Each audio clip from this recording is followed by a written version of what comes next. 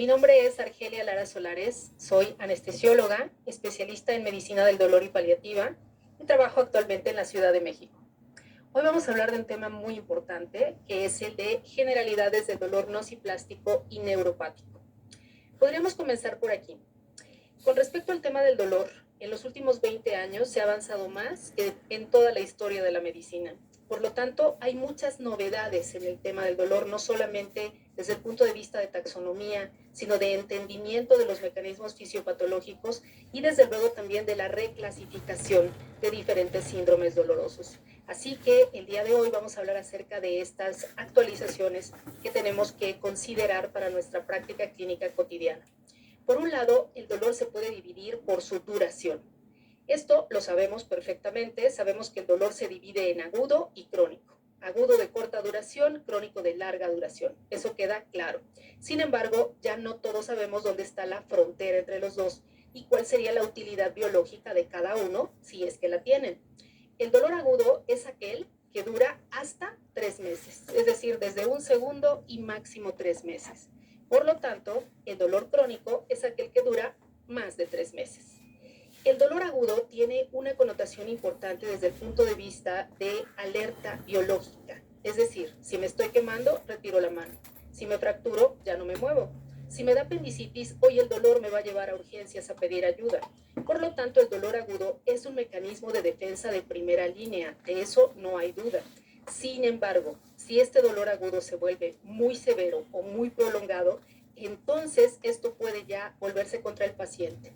Por ejemplo, en un postoperatorio inmediato, donde el paciente está teniendo altos niveles de dolor y no es controlado apropiadamente, esto puede amenazar la recuperación de esta persona y, por supuesto, llevar a complicaciones. Así que el dolor agudo tiene una utilidad biológica dentro de ciertos límites y parámetros. Por otro lado, el dolor crónico no sirve para absolutamente nada. ¿Para qué sirve, por ejemplo, que un diabético tenga neuropatía dolorosa por 20 años? ¿Para qué sirve el dolor fantasma en una persona que sufrió una amputación? ¿Para qué sirve el dolor por osteoartritis? No sirven para absolutamente nada y se convierten en una segunda enfermedad para el paciente. Este paralelismo entre la enfermedad y el dolor es algo que se ha estudiado en los últimos años. Así que el dolor crónico, por lo tanto, se considera en la actualidad justamente como una segunda enfermedad para el paciente. Por otro lado, tenemos la clasificación por síndrome doloroso, que esta ha tenido cambios recientes. Por síndrome doloroso hemos entendido históricamente que el dolor se divide en nociceptivo o neuropático. Nociceptivo, a su vez, se divide en musculoesquelético y visceral. Y el neuropático es aquel causado por una lesión o enfermedad del sistema nervioso, es decir, del sistema somatosensorial. Durante mucho tiempo hemos utilizado también el término mixto para referirnos a la sobreposición de los dos anteriores, es decir, la coexistencia de una forma nociceptiva y una forma neuropática en el mismo momento evolutivo y en la misma topografía. Un término reciente, justamente que se introdujo a esta clasificación en el año 2016, es el término nociplástico.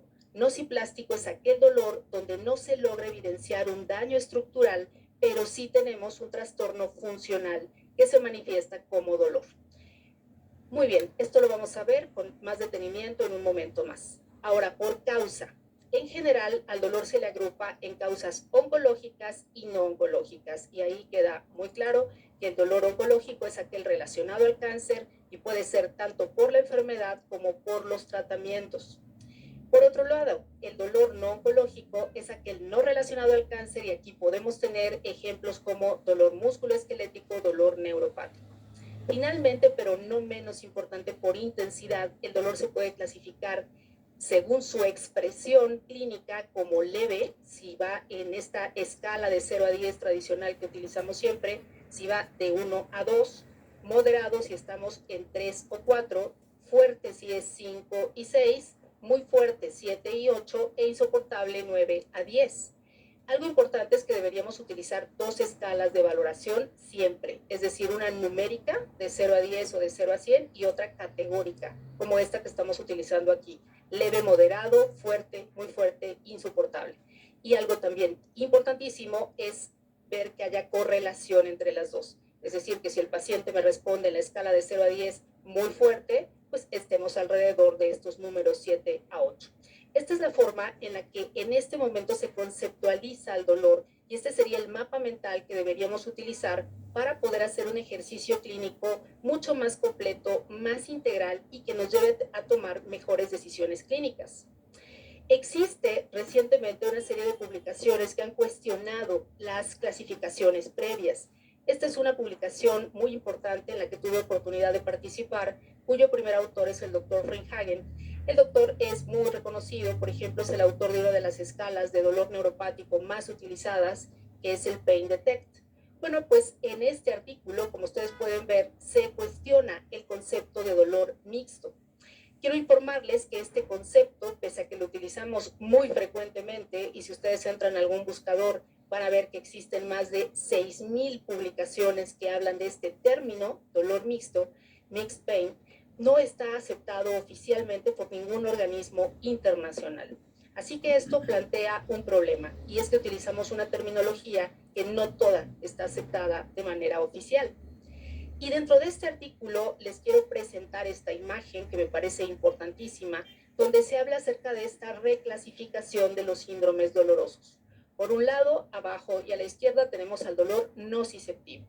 Tradicionalmente, este dolor se entiende como aquel causado por estímulo de los nociceptores, que son los receptores especializados en dolor y que están presentes en diferentes tejidos y órganos.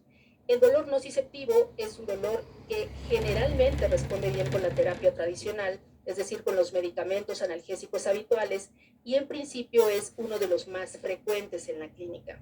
¿Cuáles son los ejemplos más emblemáticos del dolor nociceptivo? Que incluyen músculo esquelético y visceral.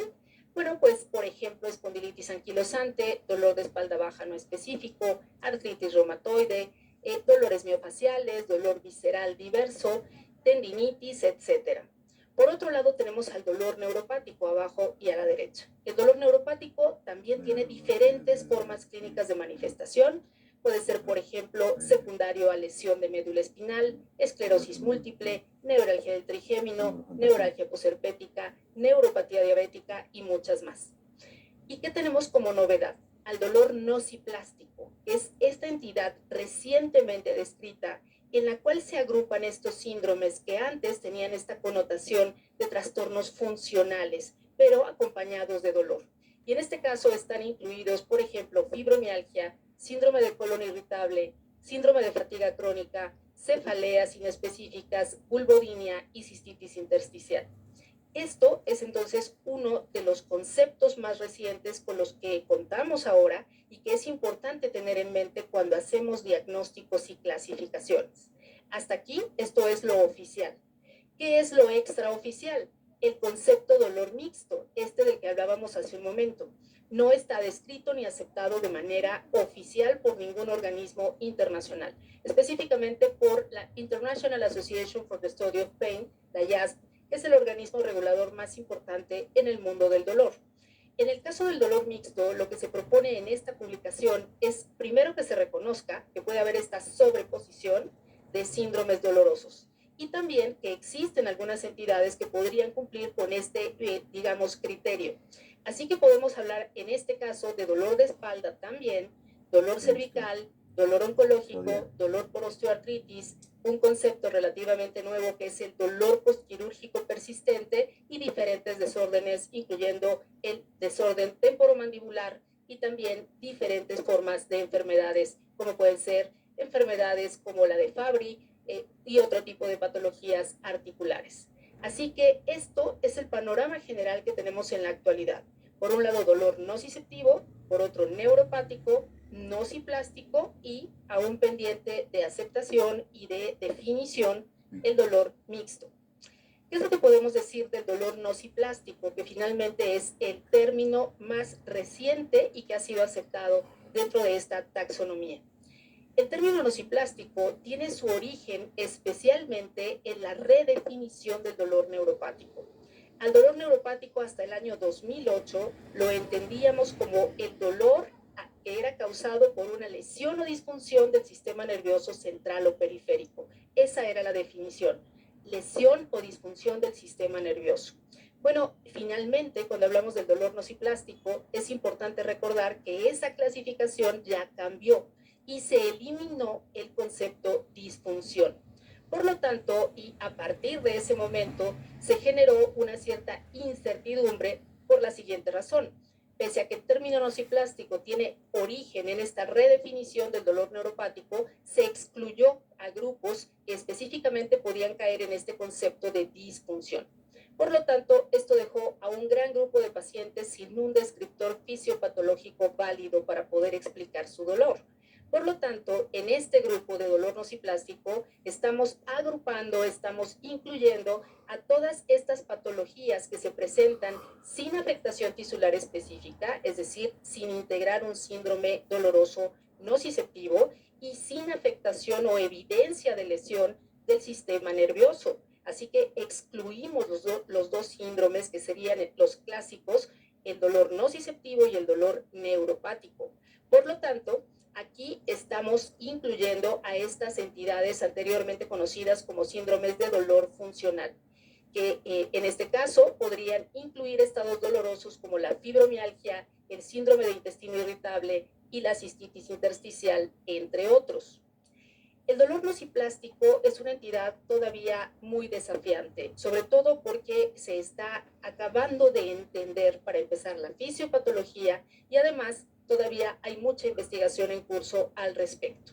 El mecanismo fisiopatológico preciso aún está por esclarecerse, probablemente, y esto es una de las teorías que se está planteando en la actualidad, probablemente ocurra por una pérdida del balance inhibición-excitación a nivel del sistema nervioso, específicamente a nivel de las vías descendentes, pero aún falta mucho por investigar.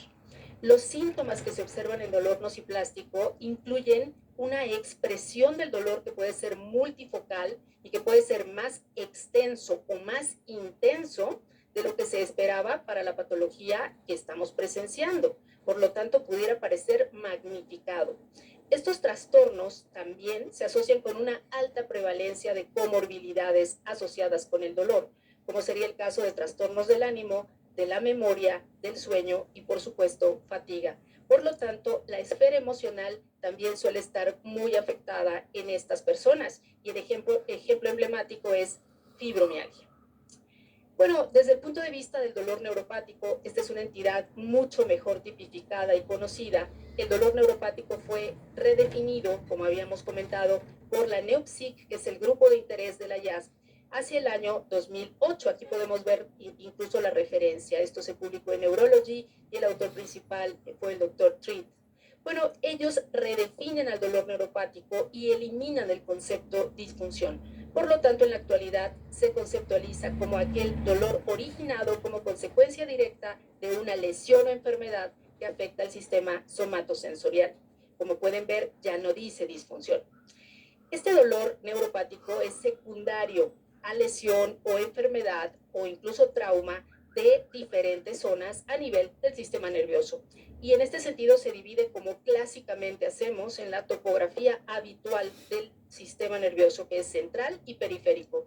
Por lo tanto, si hay una afectación del encéfalo o la médula espinal, hablaremos de dolor neuropático central. Si hay una afectación del sistema nervioso periférico, pueden estar incluidas, por ejemplo, raíces posteriores, plexos nerviosos y nervios periféricos. Esta distinción por demás obvia entre dolor neuropático central y dolor neuropático periférico es importante porque en términos de tratamiento, de respuesta al mismo y de pronóstico es diferente hablar de dolor neuropático central versus periférico. El dolor neuropático central sigue siendo un gran reto, a veces diagnóstico y terapéutico, y en el caso del dolor neuropático periférico sí hemos tenido grandes éxitos y logros a lo largo de los últimos años. Ahora vamos a ver esta tabla. Es una tabla de dolor neuropático. Está publicada desde hace mucho tiempo, de hecho desde junio del 2005, y es una tabla que se considera en la actualidad como clásica. Se publicó por el doctor Gordon Irving y lo que nos dice esta tabla es sobre todo cuál es el panorama que en general podemos vivir como clínicos y cuáles son los grupos importantes en el caso del dolor neuropático. Podemos ver que se estimó la prevalencia en una población de 270 millones de personas en Estados Unidos para el año 2005. El primer lugar es neuropatía diabética dolorosa, 600,000 casos.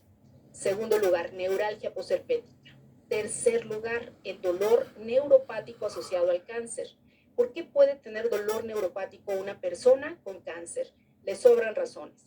Lo primero es por crecimiento tumoral, y esto puede ser por adyacencia y por compresión de estructuras nerviosas que están cercanas al tumor. Por otro lado, también por metástasis a distancia. Y un tercer mecanismo sería por síndromes paraneoplásicos, que son el efecto humoral no metastásico de un tumor. Eso por un lado. Por otro lado, tenemos también el tratamiento contra el cáncer. La quimioterapia, la radioterapia y la cirugía radical pueden dejar secuelas dolorosas permanentes, aún en el sobreviviente al cáncer. Por lo tanto, esto es un gran reto que vivimos los médicos en la actualidad. Por otro lado, tenemos otro tipo de diagnósticos. Trauma de médula espinal, 120,000 casos. Dolor regional complejo tipo 1 y tipo 2, antes llamado distrofia simpático-refleja, 100,000 casos. Asociado a VIH, que esto ha tenido una evolución muy dinámica en los últimos años. En este caso, también el propio retrovirus puede ocasionar dolor neuropático. Las infecciones oportunistas también pueden ser un motivo para este dolor. Y el tratamiento contra el VIH, que sobre todo la terapia antirretroviral de hace algunas generaciones era causa importante de dolor neuropático. Con la terapia actual esto ha disminuido de manera sustancial. Tenemos también otros ejemplos, como sería el caso de esclerosis múltiple, que cada vez hay más casos reportados. Algunos opinan que está creciendo el número de pacientes con esclerosis múltiple, otros opinan que es que ahora lo sabemos diagnosticar mejor. En cualquier caso, esto está aumentando de una manera muy relevante. Tenemos por otro lado al dolor fantasma, que durante mucho tiempo se pensó que era un asunto más bien psiquiátrico del paciente y ahora sabemos que no es así, que esto se considera una forma de dolor neuropático central atribuible a una reorganización cortical transitoria a partir de la zona amputada. Tenemos por otro lado el dolor posterior a EBC, que esto también se puede manifestar, así como en el caso de hemiplegia o hemiparesia contralateral, puede haber dolor hemicorporal perfecto en el sitio contralateral a la lesión. Por otro lado, tenemos a la neuralgia del trigémino. La neuralgia del trigémino, pese a que es una entidad también de difícil control y en muchos casos implica una polifarmacia importante, bueno, podemos ver que no es un número tan grande de pacientes los que tienen esta afectación, afortunadamente. Así que si sumamos todo, desde neuropatía diabética dolorosa hasta neuralgia del trigémino, tenemos un total de 1.765.000 casos. Son bastantes. Hay un solo diagnóstico, que seguramente ustedes ya vieron, que es el más importante desde el punto de vista de prevalencia, y es el dolor neuropático asociado a lumbalgia. En buen castellano, lumbociatalgia. 2.100.000 casos.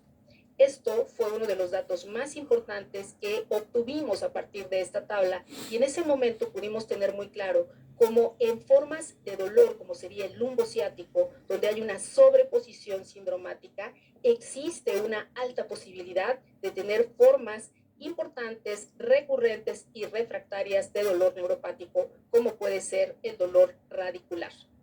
Pongamos otro ejemplo. El caso de neuralgia posherpética.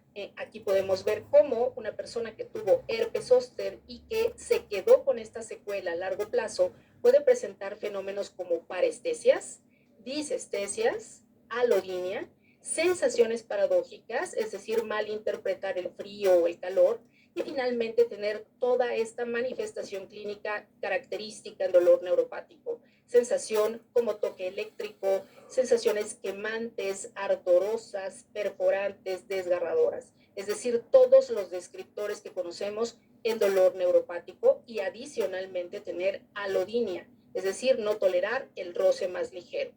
Diferentes autores han hecho énfasis en que dos de las cosas que debemos buscar justamente para poder hacer un screening clínico sería alodinia y disestesia. La alodinia, esta sensación de no tolerar el roce, se explora, y la disestesia, la sensación anormal y dolorosa, se interroga. Ambas cosas nos pueden llevar a integrar de una manera más eficaz el diagnóstico de dolor neuropático. El dolor también tiene una connotación importante como enfermedad, tiene un impacto importante en la calidad de vida de los pacientes. El dolor crónico ya habíamos mencionado, afecta el estado emocional, la calidad del sueño e incluso los procesos cognitivos.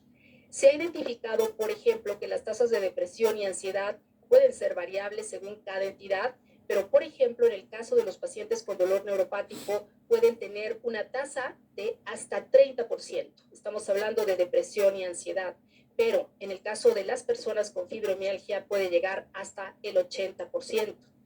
Existe un constructo teórico recientemente descrito que es el de la catastrofización. Esta idea, esta forma de ver la vida de muchos pacientes donde piensan que la evolución va a ser peor de lo que en realidad va a ser, esto tiene un papel determinante en la evolución y en los desenlaces clínicos de los pacientes. Esto implicaría entonces una conversación con las personas que tienen dolor para poder plantear objetivos y para poder de una manera realista hacer un encuadre de la realidad y que ellos tengan muy claro hasta dónde se puede mejorar y hasta dónde no, pero sin catastrofizar. Por otra parte, las características del contexto socioambiental también son importantes, es decir, el dolor también tiene un determinante contextual que puede influir en la exacerbación o en la mejoría de diferentes síndromes dolorosos. ¿Cuáles son entonces el efecto y las cargas del dolor crónico? Por un lado tenemos trastornos del sueño, puede haber falta de energía también, pobre desempeño funcional, aislamiento social y afectación de relaciones de pareja y familiares. Pero esto también tiene consecuencias micro y macroeconómicas. Puede haber una baja productividad, alteraciones emocionales y finalmente la llamada triada del dolor. Dolor por un lado, ansiedad, depresión por otro, trastornos del sueño. Todo esto es lo que vive el paciente con dolor crónico y especialmente el que tiene dolor neuropático. Ahora podemos ver los diferentes grupos de analgésicos. Por un lado tenemos a los no opioides, que incluyen a los antiinflamatorios no esteroideos y a los inhibidores COX-2. Por otra parte tenemos a los opioides, donde están los opioides menores y mayores, ejemplo de opioide menor tramadol, ejemplo de opioide mayor morfina, buprenorfina, etcétera. Y por otra parte tenemos a los adyuvantes, que son un grupo muy numeroso de fármacos que tienen, por ejemplo, a los neuromoduladores, los esteroides, los relajantes, los bifosfonatos en dolor óseo metastásico, por ejemplo, y una larga lista de etcéteras. Entonces, estos son los grupos que podemos utilizar de manera general. Pero ¿cómo tomamos decisiones clínicas? Bueno, existen lineamientos como este que les voy a compartir, donde nos hablan acerca de que hay una selectividad en el momento de la toma de decisiones clínicas. Es decir, la respuesta analgésica es variable. Depende de qué síndrome doloroso estoy presenciando, yo debería seleccionar un grupo específico de medicamentos que ofrecen un mejor perfil de eficacia y seguridad. Por ejemplo, dolor nociceptivo, ¿a qué responde y a qué no responde? Dolor nociceptivo, llámese músculo esquelético o visceral, responde a antiinflamatorios no esteroideos y a inhibidores COX-2 y también a opioides menores y mayores. Y en principio no se utilizan neuromoduladores, aunque aquí podría haber una excepción. Por otra parte, dolor neuropático. Sobre todo el grupo importante es el de los neuromoduladores, llámese antidepresivos o antiepilépticos, y los opioides, tanto menores como mayores, también pueden tener utilidad. Como ustedes pueden ver, el dolor neuropático no responde a antiinflamatorios no esteroideos. ¿Qué pasa cuando tenemos la sobreposición, la coexistencia de síndromes dolorosos, es decir, el llamado dolor mixto? Bueno, aquí tendríamos que combinar. Por un lado, tendríamos que decidir si ponemos un antiinflamatorio no esteroideo o un inhibidor COX-2, por ejemplo, para la parte musculoesquelética, pongamos un ejemplo, lumbociatalgia. Por otro lado, deberíamos utilizar un neuromodulador para la parte radicular y optativamente podríamos poner un opioide. ¿Qué pasa con el dolor nociplástico? En este momento el ejemplo más emblemático de dolor nociplástico es fibromialgia. Y en este caso lo que está aprobado son neuromoduladores, es decir, fármacos como pregabalina, duloxetina, milnacipran son las moléculas aprobadas por la FDA, por ejemplo, para este síndrome doloroso en particular. Existen diferentes cuestionarios que vale la pena utilizar cuando nos enfrentamos con casos donde no queda completamente claro el diagnóstico, es decir, clínicamente todavía pudiera generarse alguna duda. En este caso, y también para seguimiento a lo largo del tiempo, vale la pena utilizar un cuestionario de dolor neuropático, una escala. Existen diferentes escalas, voy a mencionar algunas de las más importantes. DN4, una escala francesa que tiene un puntaje máximo de 10, que nos puede dar una idea muy rápida y muy clara de si estamos o no ante un caso de dolor neuropático. Pain Detect, que es una escala un poco más larga, más sofisticada, que nos habla acerca de la posibilidad de estar enfrentando un caso de dolor nociceptivo, de dolor neuropático si el puntaje es más alto, y en el punto medio lo que nos dice es que el dolor es indeterminado en ese momento. Existe otra que es la llamada escala STEP, que es especial para dolor lumbar neuropático, que incluye más de 10 maniobras especializadas y que es esta llamada evaluación estandarizada del dolor. Algunas escalas consisten en aplicar un cuestionario, otras además incluyen exploración y un mapa del dolor. ¿Cómo hacemos una evaluación acerca del tema del dolor neuropático, pero justamente aplicado a la clínica? Lo primero es identificar y documentar la posible causa subyacente del dolor, determinar la fisiopatología de esta entidad, también valorar el impacto que está teniendo en funcionalidad, estado de ánimo y sueño, registrar la intensidad del dolor y que el paciente también lo registre a lo largo del tiempo y elegir el mejor perfil terapéutico. En el mundo del dolor neuropático, entonces, existen algunas opciones terapéuticas con un gran aval desde el punto de vista de eficacia y seguridad. El primer grupo, sin duda, es el de los antiepilépticos, que incluyen pregabalina, gabapentina y carbamazepina, esta última especialmente para neuralgia del trigémino. En el caso de los antidepresivos están incluidos los tricíclicos y los duales. Y también tenemos a los opioides. Ya habíamos mencionado a tramadol, por ejemplo, y existen otros más, como sería el caso de oxicodona, tapentadol, etc. Por otro lado, tenemos terapias tópicas, y esto especialmente en dolor neuropático localizado. Se puede utilizar, por ejemplo, parches de lidocaína al 5% para este tipo de entidades. Estas son las guías europeas para el tratamiento del dolor neuropático, y aquí podemos ver cómo se dividen por entidades. El caso de la neuropatía diabética, que es el que tenemos aquí, nos dicen este tipo de recomendaciones. Se puede utilizar duloxetina, gabapentina morfina, antidepresivos tricíclicos, oxicodona, pregabalina o combinaciones de tramadol con o sin paracetamol. Neuralgia posherpética, parche de capsaicina al 8%, parche de lidocaína al 5%, gabapentina, opioides, pregabalina y antidepresivos tricíclicos. Neuralgia del trigémino, carbamazepina, solamente en esta entidad está indicada por razones de seguridad.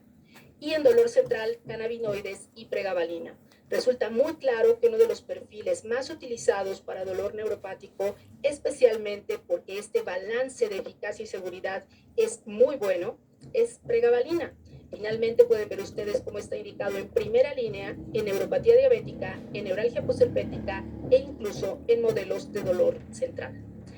Antes de decidir, siempre consideren riesgo-beneficio. Es decir, habrá que evaluar cuál es la condición clínica del paciente el día que lo conozco, desde el punto de vista de cognición, de posible falla orgánica, de comorbilidades preexistentes e incluso de fragilidad, si estamos ante un caso de un paciente geriátrico, por ejemplo. Y también tomar en cuenta el historial de medicamentos que ha recibido, la eficacia que ha obtenido al utilizarlos y finalmente cuál es la situación global de esta persona para poder brindar la mejor opción terapéutica. Así que antes de decidir, siempre valorar riesgo-beneficio y personalizar el tratamiento del paciente. Con esto terminamos. Muchas gracias por su atención.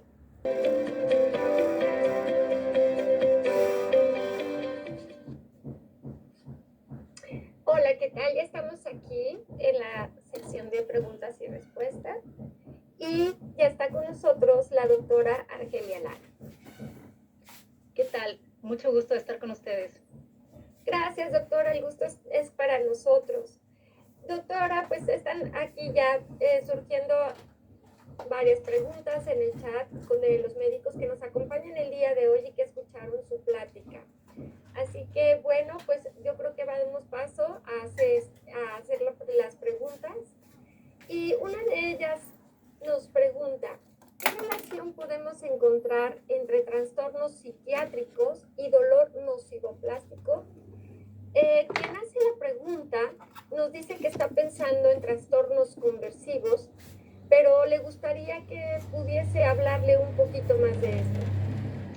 Claro, me parece una pregunta muy acertada porque efectivamente en el caso del dolor nociplástico, como revisábamos, uno de los modelos emblemáticos es fibromialgia. Estos síndromes que antiguamente se llamaban por sensibilización central, después dolor funcional, y bueno, actualmente están dentro de esta categoría que es relativamente nueva, que justamente se creó para poder colocar ahí este tipo de patologías donde no se encuentra una lesión estructural, por lo menos demostrable, pero sí está habiendo un daño y una afectación funcional importante que se traduce en dolor. Bueno, pues en este caso, por ejemplo, la doctora Leslie Arnold, que ha estudiado muy intensivamente estos pacientes en los últimos años, voy a hablar concretamente de fibromialgia, sí encontraba, una vez que ya se hacían revisiones sistemáticas de pacientes con este diagnóstico, por ejemplo, que algunos de ellos tenían posiblemente ya desde antes de manifestar este dolor generalizado, tenían, por ejemplo, antecedente de estrés postraumático, algunas veces de trastorno bipolar, en otras ocasiones, bueno, depresión crónica, ansiedad generalizada. Entonces, esta coexistencia de psicopatología y dolor funcional es algo que sí tiene un paralelismo. Yo tampoco quiero afirmar que en todos los casos va a ocurrir de esta manera, porque desde luego habrá que personalizar la atención tanto diagnóstica como terapéutica del paciente, pero sí puede ocurrir que existan estas circunstancias de manera concomitante. Por lo tanto, sí vale la pena siempre considerar la atención en conjunto con un equipo multidisciplinario que nos pueda brindar también la perspectiva desde el punto de vista de salud mental. Sin duda, me parece muy relevante. Perfecto. Muchas gracias, doctora. Alguien más nos pregunta si podría platicarnos un poquito más sobre el dolor fantasma. Claro, cómo no. Bueno, el dolor fantasma es bueno, una patología, una entidad que ha sido motivo de estudio muy extenso en las últimas décadas y ahora lo entendemos mejor que antes. Durante mucho tiempo se pensó que era un asunto psiquiátrico, que era imposible que un paciente al cual se le había amputado un brazo, una pierna, un dedo, que había perdido alguna extremidad, ya sea por una cirugía programada para esto, como podría ser un diabético con pie diabético que evolucionó mal, o bien por algún tema traumático, un accidente de trabajo, por ejemplo, donde lamentablemente pues la persona en cuestión pierde un brazo, una pierna, una extremidad. Bueno, pues el dolor fantasma en la actualidad se entiende de la siguiente forma. Hay muchas teorías al respecto y eso significa que todavía no podemos asegurar que hay un solo mecanismo, pero uno de los más importantes es el de la reorganización cortical transitoria. ¿De qué estamos hablando? Bueno, del homúnculo de Penfield. Todos sabemos de este mapa cortical que tenemos todos desde que nacemos de fábrica, donde ciertas regiones del cerebro controlan ciertos segmentos corporales y que es más grande este sitio de control cuanto más especializada es la zona. Por ejemplo, la mano dominante, por ejemplo, la boca, el lenguaje, etc. Bueno, en el momento que nosotros nacemos tenemos este mapa cortical intacto, ¿no? Y también, pues en principio, todo el cuerpo también íntegro. Resulta que cuando se pierde una extremidad o algún órgano, que también se ha descrito, por ejemplo, en órganos como son vesícula, puede haber vesícula fantasma, ano fantasma, se ha descrito en diferentes segmentos corporales.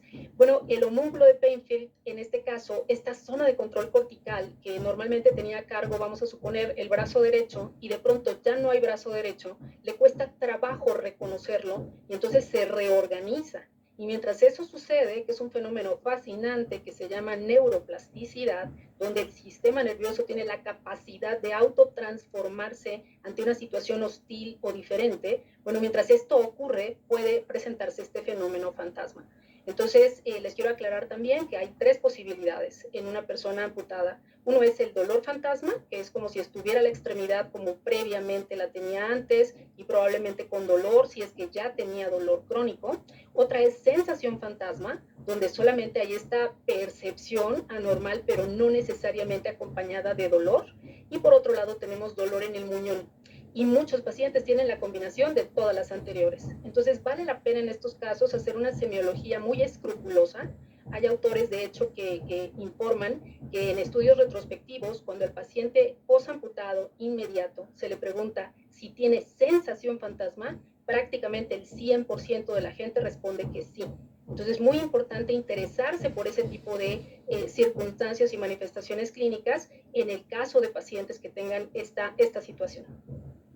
Ok, muy bien, doctora. Y nos preguntan si es posible discernir a través de algunas hormonas, en el caso del dolor nociplástico o neuropático, ya que el dolor es muy subjetivo.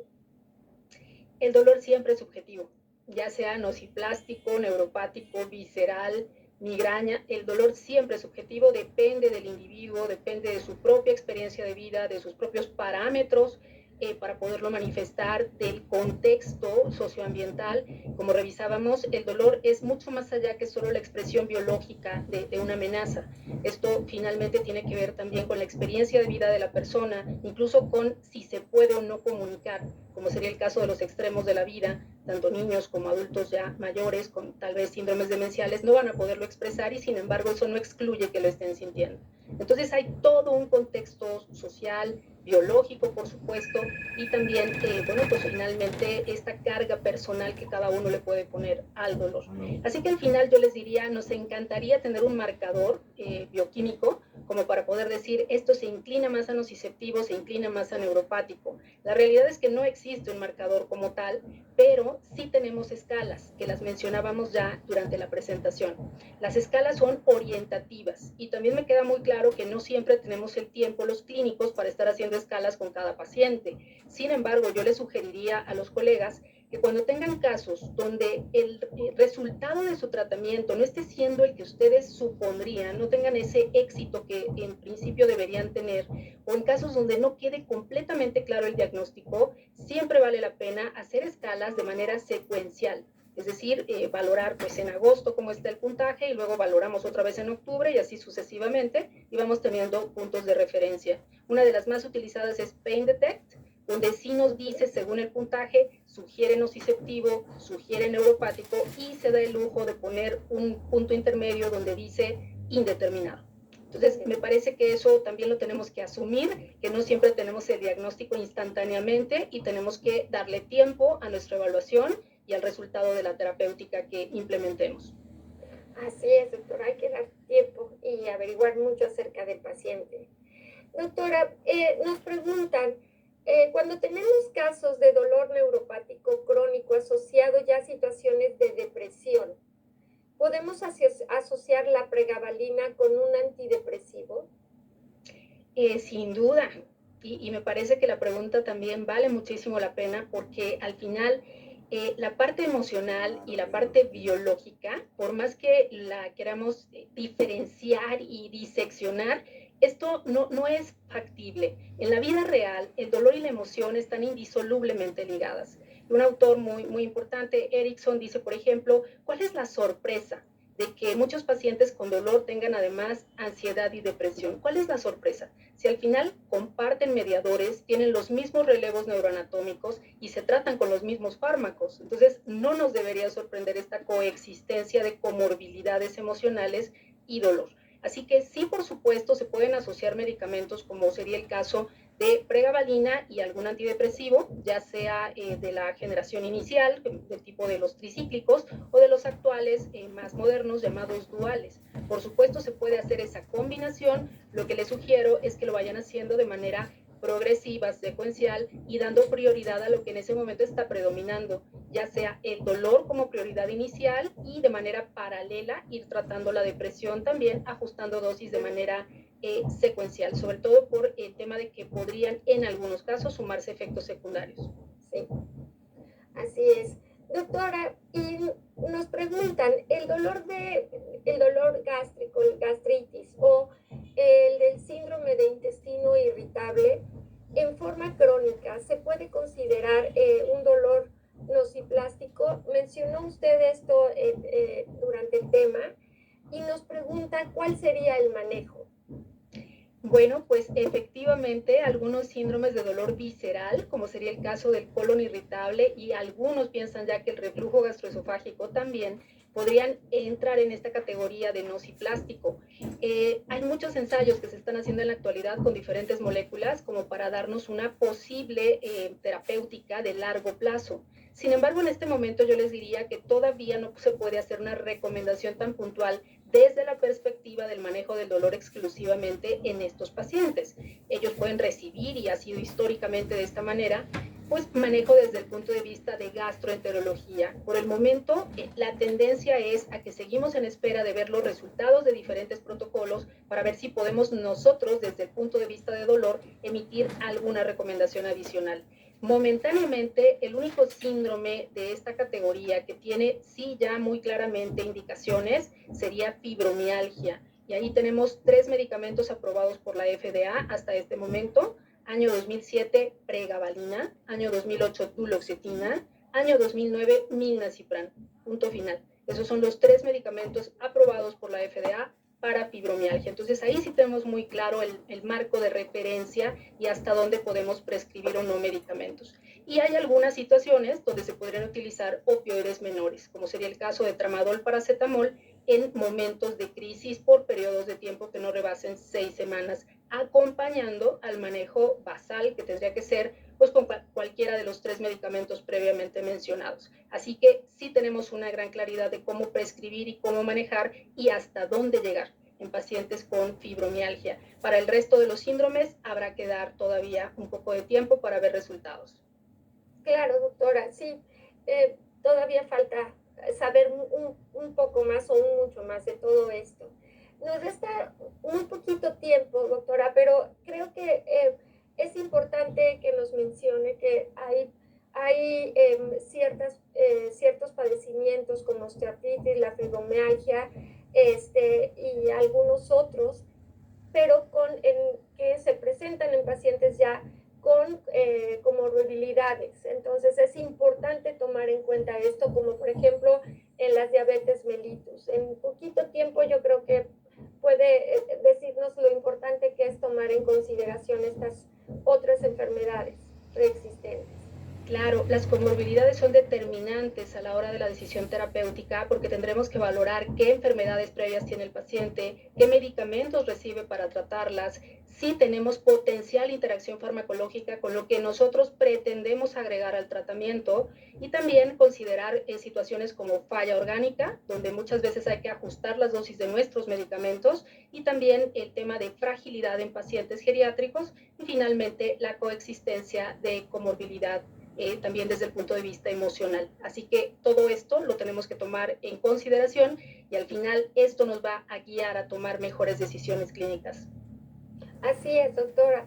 Pues bueno, el tiempo se nos fue como agua sobre los dedos, porque este es un tema muy interesante y usted lo hace muy ameno.